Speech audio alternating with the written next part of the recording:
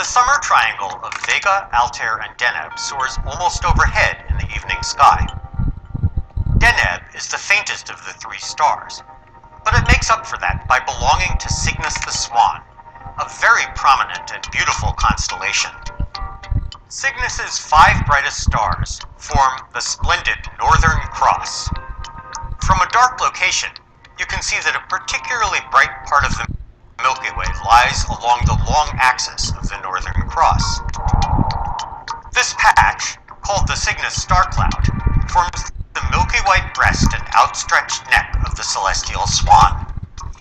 A line from Deneb through the end of the Northern Cross's right arm points toward Vega, and a line from Deneb through the middle of the left arm points toward Altair. An unassuming star called 61 Cygni has great historical importance.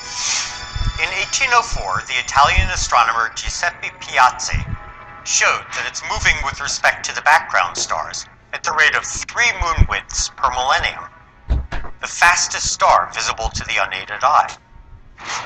That hinted that it must be very nearby, otherwise its motion wouldn't have been so obvious. Then, in 1821, the great German mathematician and astronomer Friedrich Bessel showed that 61 Cygni also wiggles from side to side once a year. He correctly attributed this to parallax, the shift in perspective as Earth orbits the Sun. This settled an argument that had been going on since 250 BC, when the Greek astronomer Aristarchus first proposed that Earth goes around the Sun, rather than the other way around. Bessel measured 61 Cygni's distance at 10.4 light-years, amazingly close to the modern value of 11.4 light-years.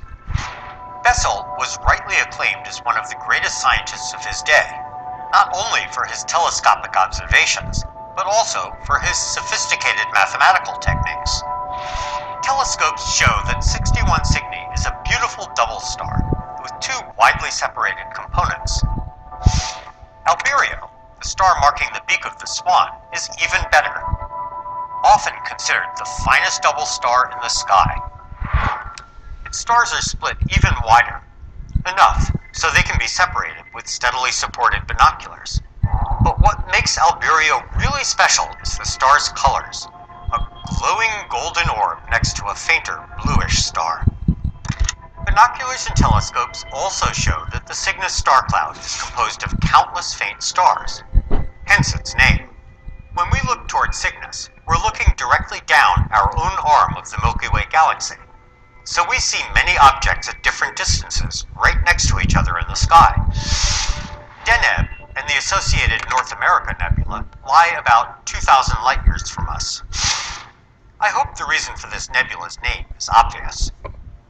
It's easy to see through binoculars from a truly dark location, and you might even spot it with your unaided eyes. The Cygnus star cloud appears as though it's painted on the sky, but it's actually a long lozenge stretching away from us. The near end is just 4,000 light-years away, while the far end is more than 10,000 light-years. Albireo itself is a foreground star, just 430 light-years away.